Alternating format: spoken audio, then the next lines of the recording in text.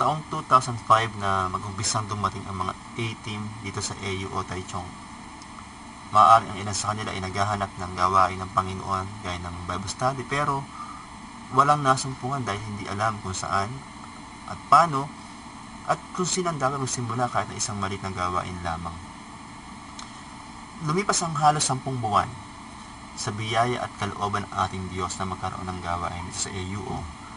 Dumating ang 18 Batch 0602 sa pangunguna ni Hani Bagala, dating co-worker at churchmate ni George Losnong Jr. na dati rin 18 dito. Sila ang nag-initiate na simulan ang Bible study dito sa atin. Of course, with God's conviction.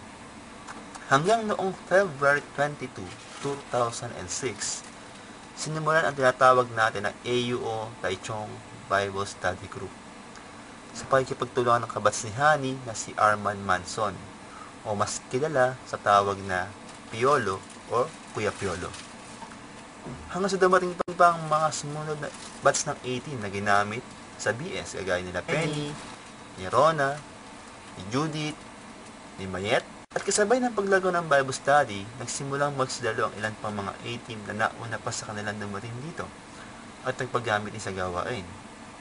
Kagaya nila Andrew Teves, Jan Alegre or Jojo, si Vien, at Haji. Si Arvin, si Ami, si Jeff ang nagsimula ng Bible study sa night shift. At syempre, si Hermenio Hinobe o mas kilala sa tawag na Buddy, na pumalit na leader ng BS noong 2007 hanggang 2008.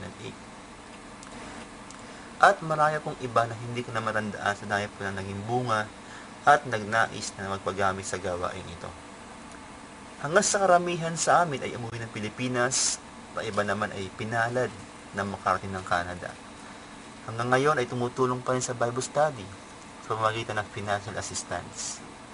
Taong 2008 hanggang 2010, tumayong chairman ng BS ay si Ronald Arseñas o mas kilala sa tawag na Kuku.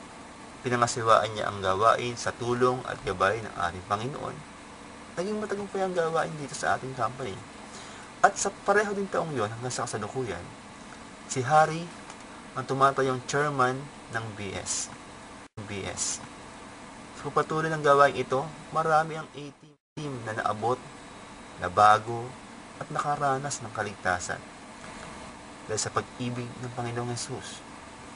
Sino nga ba ang mag-aakala na aabot ng 5 taon ang gawain?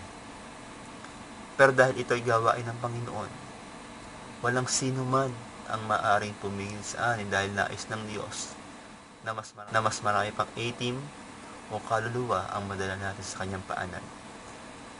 Ang gawain ito ay papatuloy hanggang sa susunod pang henerasyon ng mga bagong 18 na darating dito sa AUO. Kaya naman, Happy 5th Anniversary AUO Taichung Bible Study Group. Our VS family, God bless, and give me 5.